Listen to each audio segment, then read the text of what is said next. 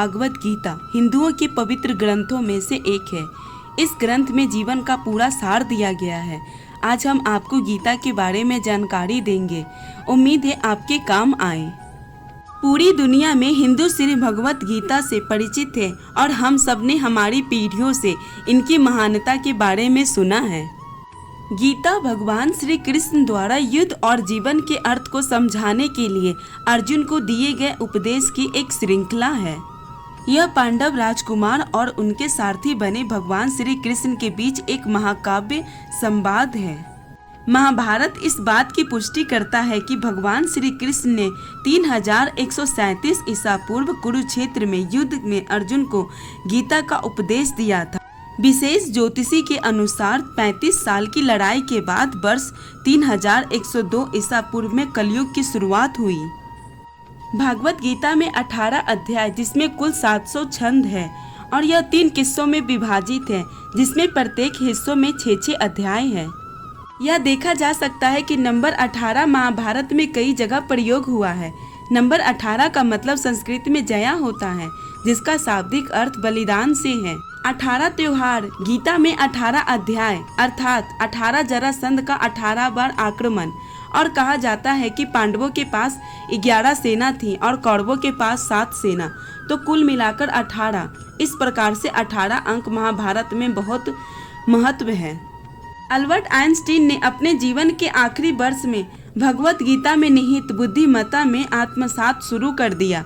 उसने कहा कि मुझे अपने जीवन के प्रारंभिक दिनों में ही भागवत गीता में लिप्त हो जाना चाहिए था। ऐसा न करने का मुझे बहुत खेद है। भागवत गीता का पहला अंग्रेजी अनुवाद 1785 में चार्ल्स ब्लिंकस ने लंदन में किया था। बहुत कम लोगों को भागवत गीता का निष्कर्ष पता होगा। कृष्ण वाणी अनुसार धर्म की सभी किस्सों को त्याग कर मुझे और सिर्फ मुझे अपने आप को आत्मसमर्पित कर दे। बहुत कम लोग इस निष्कर्ष को समझ पाते हैं, इसलिए यह तथ्य बहुत से लोगों को पता नहीं है। क्या आप जानते हैं, न केवल अर्जुन बल्कि 3 और लोगों ने सीधे कृष्ण से गीता का उपदेश सुना।